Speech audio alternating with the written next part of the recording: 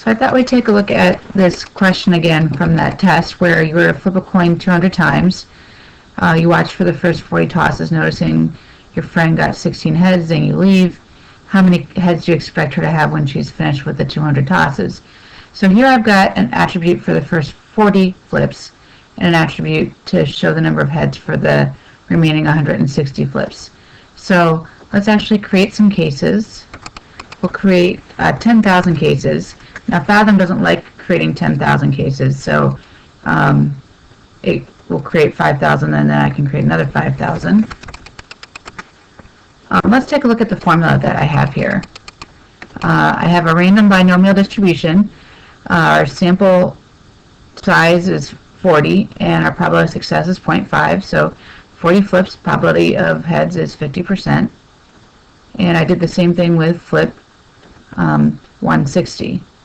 If we take a look at the formula, we can see it's random binomial, 160 trials, probability of success is 50%.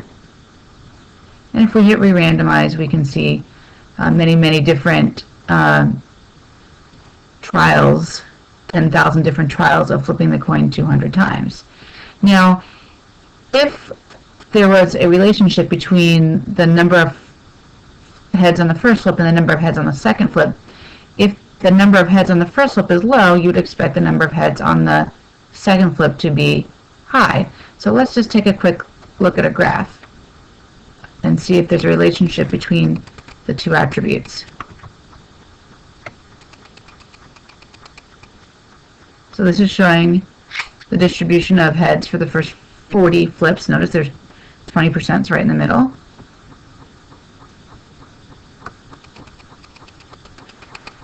And here we have a scatter plot. So we can see that the coin is not making up for a low number of heads in the first 40 flips. As a matter of fact, there's actually no correlation. A low number of flips on the low number of heads on the first 40 flips does not correspond to a higher number of heads on the remaining 160 flips. But I'm not really interested in all of these flips. I'm just interested in the ones where there was exactly 16 heads. So let's filter those out. We're going to add a filter here. I'm just interested in the cases when flip 40 is equal to 16. So we can see here there are 585 of those 10,000 trials of 200 flips where we had exactly 16 heads. Now I'm going to create a confidence interval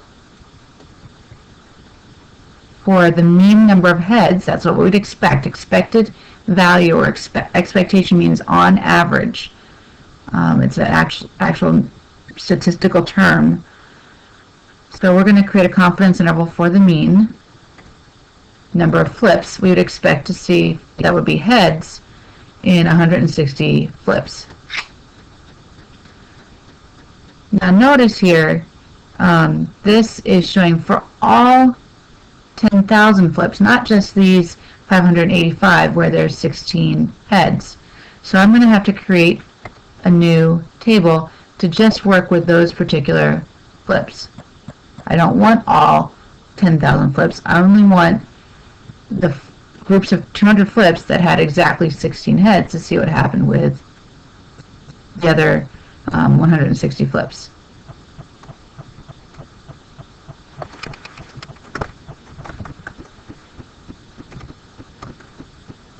Okay, I'm going to label this flip second, meaning my second batch of flipping, my flipping for the 160 times.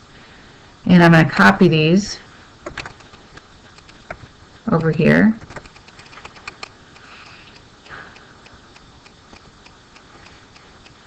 Let's get rid of this attribute since we really don't need it. So this is our new group of 160 flips. Let's create a confidence interval for that. And we can see that with doing this 585 times, so 585 times, I flipped 16 heads.